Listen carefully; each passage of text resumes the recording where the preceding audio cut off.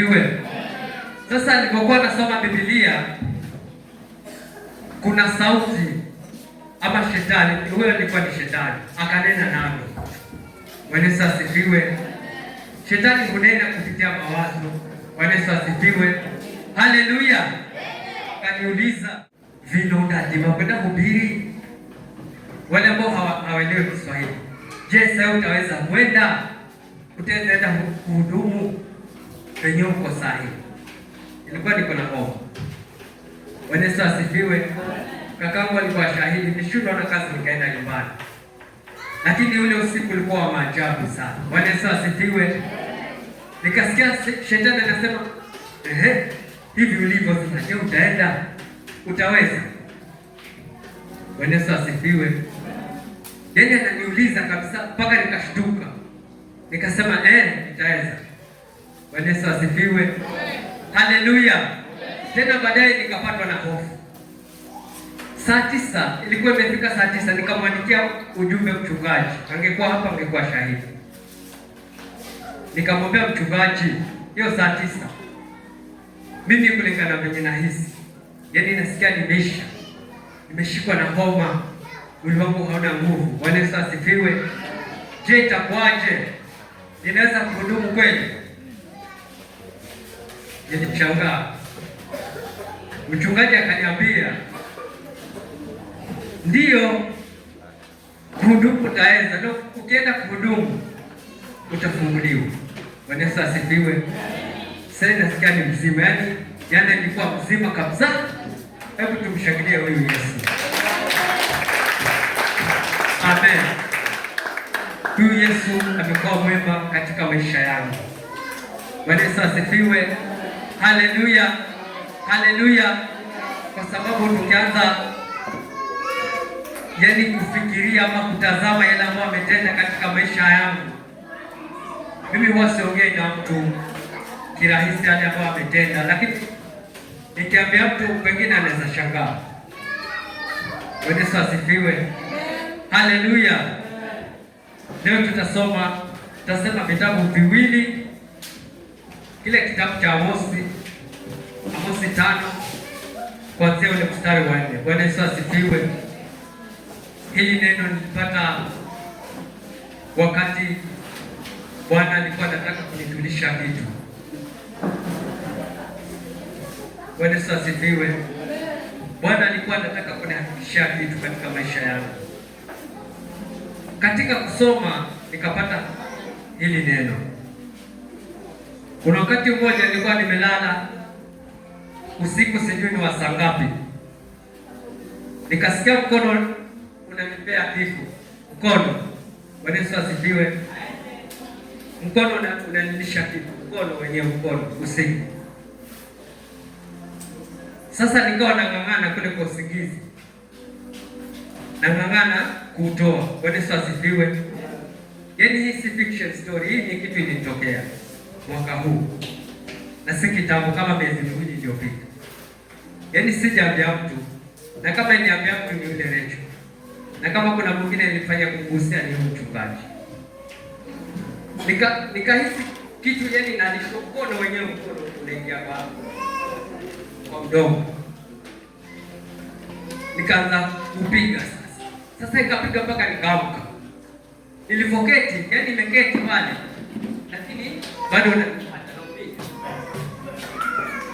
Lakini pale ndani kulikuwa kuko na giza. Yaani sikuwa najua kama ni mkono ama ni kitu gani kinataka kuingia ndani ya mkono wangu. Bwana Yesu asifiwe. Nikawa napiga.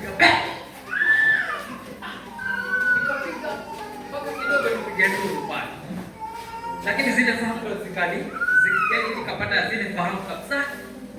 Nikaketi. Sasa nikawa niko na wasiwasi. Lakini cha ajabu sikuwa naogopa. Bwana Yesu asifiwe. Wasiwasi wangu sasa nikaenda kwa shataa.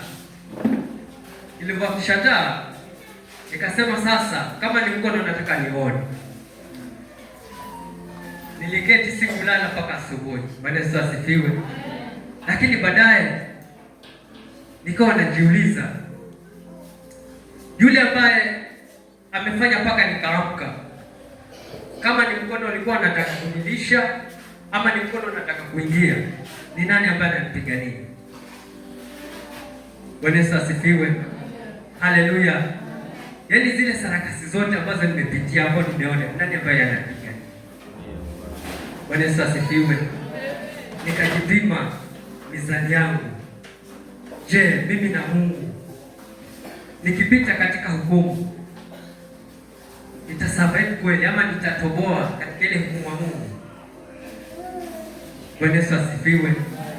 Nikawa ndio nikagundua mimi sio kitu. Bwana Yesu asifiwe. Mimi sio kitu, bali Bwana ndiye kitu ndani yangu. Bwana Yesu asifiwe. Na kuna ile neema ya Mungu ambayo ameachilia juu yetu. Maombi ya yule, yaani yale maombi ambayo watu wanaomba. Bwana Yesu asifiwe. Hayo pia nikayajenga katika mawazo yangu. Kasema pengine kuna mtu ananiombea, amesimama. Kuna mtu amesimama juu yangu. Lakini amesimama anamuomba nani? Bwana Yesu asifiwe. Nikajua bado ninalo jukumu la kutafuta. Haleluya. Haleluya. Ingekuwa ni kifo sasa. Kuna watu wanalala hawapo. Sasa ingekuwa ndio kifo kimekuja ile time. Sasa ningekuwa nimesimama. Je, ungeniona hapa? Ingekuwa ni kifo mfano. Na Mungu ameruhusu. Sasa ningekuwa niko kweli. Tupigie makofi huu.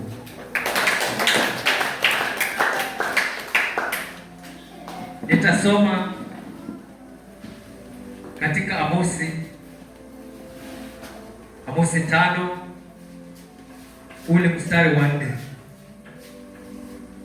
Maana Bwana awaambia hivi, nyumba ya Israeli, nitafuteni mimi nanyi mtaishi, bali msitafute Betheli wala msiingie Gilgali wala msipite kwenda Beersheba, kwani Gilgali hakika yake itakwenda utumwani na Betheli itakuwa uwatini. Bwana Yesu asifiwe. Tasoma ule mstari wa 6 ukiendelea. Mtafuteni Bwana nanyi mtaishi, asije akawaka kama moto katika nyumba ya Yusufu, nao ukateketeza, asiwepo mtu awezaye kuuzima katika Betheli. Ninyi mnaogeuza hukumu kuwa uchungu na kuiangusha haki chini. Bwana Yesu asifiwe. Mtafuteni yeye afanyaye Kilimia na Orioni na kukigeuza kivuli cha mauti kuwa asubuhi. Bwana Yesu asifiwe. Na kufanya mchana kuwa giza. Na kufanya mchana kuwa giza kwa usiku. Yeye ayatiaye maji ya bahari na uso yeye ayatiaye maji ya bahari, ayataye maji ya bahari na kuyamwaga juu ya uso wa nchi. Bwana ndiyo jina lake. Tufunge macho, niombe kwa ajili ya neno. Asante Baba yetu uliye juu mbinguni, kwa ajili Bwana ya neno lako. Hakika Bwana unalo sababu na lengo juu ya neno hili siku ya leo. Tazama Bwana, umenihakikishia neno hili kwamba litakuwa bure. Maana Jehova Jire, ulijua upinzani Jehova Jire niliopitia kupata ujumbe wako Mfalme. Lakini Bwana haikuwa rahisi, bali Bwana ni kwa neema yako tu hapo Jehova Jire umeachilia juu ya maisha yangu, ili Jehova Jire nikaweze kunena na watu wako mchana wa leo. Acha Bwana neno lako likazae matunda. Neno lako Bwana likapite katika maisha yetu Jehova Jire, likabadilishe Mfalme, likawishe maisha yetu, ili Bwana tukazidi kukujua wewe na kutumikia wewe. Asante Mtakatifu wa amani, maana hakuna kama wewe. Ni katika jina la Yesu Kristo nimeomba na kuamini.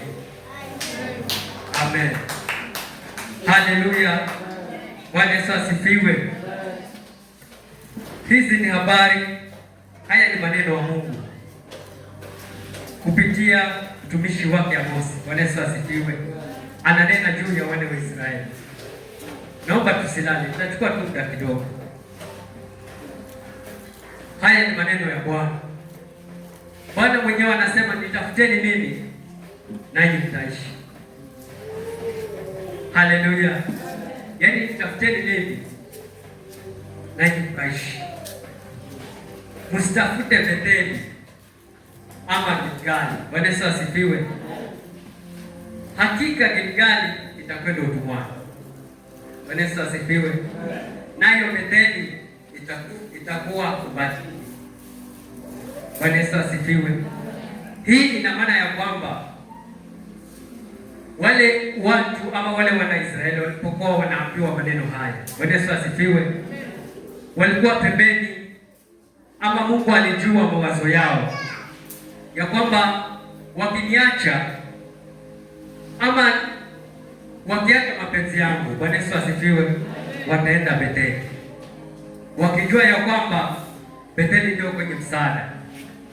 Bwana Yesu asifiwe, wakijua ya kwamba Gilgali ndio kwenye msaada. Bwana Yesu asifiwe. Lakini Bwana akatangulia akasema ya kwamba msitafute Betheli wala msiende Gilgali. Bwana Yesu asifiwe, maana huko itakuwa ni bure, isipokuwa nirudieni mimi. Bwana Yesu asifiwe, isipokuwa nirudieni mimi, yaani yote yaacheni. Maana Bwana katika hiyo Biblia anasema Bwana yuko na siku yake na haiko mbali itakuja. Bwana Yesu asifiwe. Na tunaambiwa kwamba siku ya Bwana haitakuwa siku ya kicheko, itakuwa siku yenye giza. Bwana Yesu asifiwe. Yaani mchana utageuka giza la ajabu sana, na siku itakuwa siku yenye dhiki. Bwana Yesu asifiwe. Siku itakuwa yaani hutamani kuiona katika maisha yako. Bwana Yesu asifiwe. Ile siku ambayo utajuta kuzaliwa kwako. Bwana Yesu asifiwe. Ile ndio siku ya Bwana. Yaani kama ni wakati ambao tutafurahia ama tunafurahia, ni wakati, yaani si ule wakati wa Bwana, ile siku ya Bwana. Bwana Yesu asifiwe. Haleluya, haleluya. Kumbe yaani tunafaa tujue ya kwamba sisi tunavyoishi kunakuja siku ya Bwana. Bwana Yesu asifiwe. Haleluya. Tukisoma katika kitabu cha Sefania kinasema ya kwamba nyenyekeeni nyinyi ambao mlikuwa wanyenyekevu katika dunia. Bwana Yesu asifiwe. Nitasoma hicho kifungu. Anasema kwamba huenda Bwana atawaficha katika siku hiyo yake. Bwana Yesu asifiwe. Kwa hivyo sisi yaani kama Bwana amenena nasi, ametupa ujumbe, tumejua kwamba kuna siku yake. Bwana Yesu asifiwe. Inafaa tuanze kutengeneza njia zetu. Haleluya. Tuanze kutengeneza maisha yetu. Bwana Yesu asifiwe. Ukikaa sasa umekaa, jaribu kufikiria yale ambayo unafanya, yale maisha ambayo unaishi. Ukisimama mbele za Bwana utahesabiwa mwenye haki. Ukipita katika lile ziwa la moto, je, utatoka salama? Kwa sababu wewe ni dhahabu. Je, utachomeka ama utatoka bado unang'aa? Nani ambaye amewahi kuketi akafikiria hayo maneno? Yaani umeketi ukafikiria pengine siku ya leo iwe ndio ama dakika 5 zijazo iwe ndio mwisho wangu, nitaenda wapi? Nimefanya nini na Bwana? Bwana Yesu asifiwe. Yaani nimetembea katika njia zipi za Bwana? Bwana Yesu asifiwe. Mchana wa leo niko katika hii kanisa, tunaishi maisha ambayo tunajiona tuko sawa kwa macho yetu. Tunakuja kanisani tunaona tuko sawa kabisa. Bwana Yesu asifiwe. Lakini kiukweli baadaye tukitoka hapa, yaani tunaruhusu manunguniko ndani yetu. Bwana Yesu asifiwe. Kama Mama Selina alipokuwa aliongea, Yaani ile kitu inanizunguka kwa kichwa. Hadi lini tutamwachia mchungaji kila kitu? Bwana Yesu asifiwe. Yaani tutaketi hivi mpaka lini? Bwana Yesu asifiwe. Tunasahau ile ni huduma pia. Utakuwa unatoa kama sadaka. Bwana Yesu asifiwe.